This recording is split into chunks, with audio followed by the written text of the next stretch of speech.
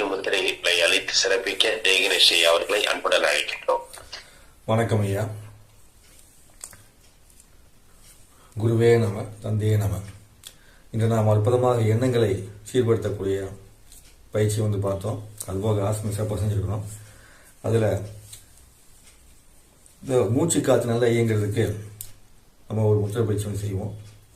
தொண்டையில் இருக்கக்கூடிய கபம் போடுறதுக்கும் சுவாச பாதையை சீர்படுத்துறதுக்கும் ஆசனங்களை செய்யும்போது நமக்கு மூச்சு இயல்பாக இயங்கிறதுக்கும் தேவையான முத்திரை. அது என்ன பண்ண போறோம்னா, ஃபர்ஸ்ட் கபநாச முத்திரை அப்படின்னு சொல்லக்கூடிய முத்திரை. இந்த 2 விரலையும் மடக்கிட்டு இப்படி விரலை வச்சு பிடிச்சிக்கணும்.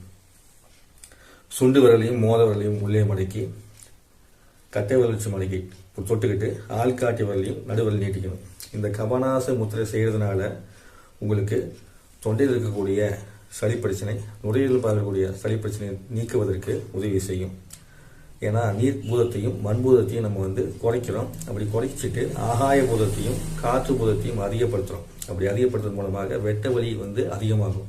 அந்த வெட்ட வலி அதிகமாகுதுன்னா உள்ள அடைச்சிருக்கக்கூடிய கழிவுகள்லாம் வெளியே வரும். அதனால தான் இந்த கபநாச முத்திரைங்கிறது ரொம்ப அற்புதமாக வேலை செய்யுது. அதே மாதிரி தொண்டை சக்கரத்தில் சளி கோர்த்துச்சுன்னா தைராய்டுலேருந்து டான்சிலேருந்து ரொம்ப இடைஞ்சல் பண்ணும். சுவாச பாதையில் போகிற காற்றும் உணவு பாதையில் போகிற பகுதியும் அடைப்பு ஏற்படும். அதை நீக்கிறதுக்கு நமக்கு இந்த சங்கு முத்திரை அப்படிங்கிறது உபயோகப்படும். சரிங்களா? உங்களுடைய இடதுகை கட்டவரை பிடிச்சிக்கிட்டு இப்படி மடக்கி இது மாதிரி தொட்டுக்கணும். இதை நீங்கள் நெஞ்சுக்காக வச்சுக்கிட்டு அப்படியே உங்கள் தொண்டை பகுதியை கவனிச்சுட்டு உட்காரணும். இந்த சங்கு முத்திரையை செய்ய செய்ய செய்ய உங்களுக்கு என்ன ஆகும்னா, தொண்டையில் இருக்கக்கூடிய கழிவுகள்லாம் நீங்கி அற்புதமான ஒரு மாற்றத்தை கொடுக்கறது உபயோகப்படும்.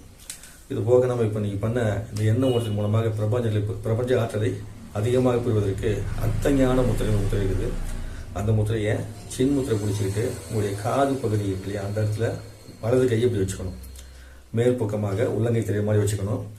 இடது கையில் சின் முத்திரையை பிடிச்சி உங்களுடைய அடி வயிற்று பகுதியில் வச்சுக்கணும். இப்படி வச்சுட்டு நீங்கள் கண்களை மூடி நீங்கள் அமர்ந்தீங்க அப்படின்னா ஞானத்தில் தெளிவு வருவதற்கு மிக அற்புதமாக உதவி செய்யும் இந்த முத்திரை. அதனால இதுக்கு அர்த்தஞான முத்திரையின் பேர்.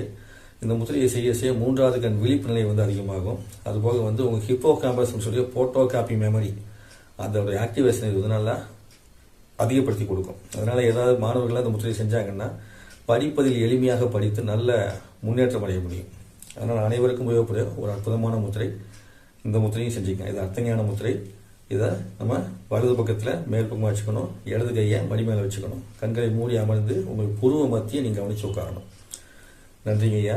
இந்த 3 முத்திரைகளையும் செய்து அனைவரும் நலமாக வளமாக கேட்டுக்கிறேன். குருவே நம, தந்தையே நம. நன்றிங்க ஐயா. நன்றிங்க ஐயா. இன்றைய வேளையில் அற்புதமாக 3 முத்திரைகள், சிறப்பான 3 முத்திரைகள் அளித்து சிறப்பித்து கொடுத்த ஜெயகணேஷ் அவர்களுக்கு அனைவரின் சார்பாக நெஞ்சார்ந்த நன்றிகளையும் வாழ்த்துக்களையும் தெரிவித்துக் கொள்கிறோம். நன்றிங்க ஐயா. நன்றிங்க.